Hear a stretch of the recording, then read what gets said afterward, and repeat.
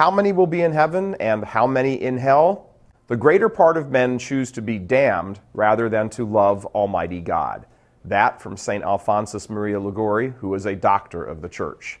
Quote, on the threshing floor, few are the grains carried into the barns, but high are the piles of chaff burned with fire.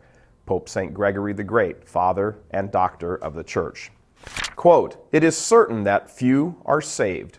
St. Augustine, father and doctor of the church. Quote, out of 100,000 sinners who continue in sin until death, scarcely one will be saved. That from St. Jerome, who translated the Bible into Latin, a father and doctor of the church. What I'm about to tell you is very terrible, yet I will not conceal it from you. Out of this thickly populated city with its thousands of inhabitants, not 100 people will be saved. I even doubt whether there will be as many as that. That from St. John Chrysostom, father and doctor of the church. And on a special note to the clergy, quote, I do not speak rashly, but as I feel and think, I do not think that many priests are saved, but that those who perish are far more numerous. Again, St. John Chrysostom.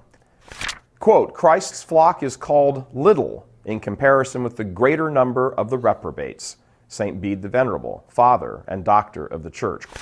The greater part of men will set no value on the blood of Christ and will go on offending him. End quote. St. Isidore of Seville, father and doctor of the church. Quote, how few the elect are may be understood from the multitude being cast out. That from St. Hilary of Poitiers, father and doctor of the church. Quote, the majority of men shall not see God, excepting those who live justly, purified by righteousness, and by every other virtue. That from St. Justin the Martyr. Quote, there are a select few who are saved.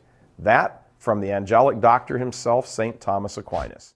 The number of the elect is so small that were we to know how small it is, we would faint away with grief, one here and there scattered up and down the world. That from St. Louis-Marie de Montfort. Our blessed Lord established the Catholic Church as the ark to save whoever would come into it before their time runs out. Either we believe this or we don't. Death, judgment, heaven, hell. We can't choose the first two, but the second two are entirely up to us.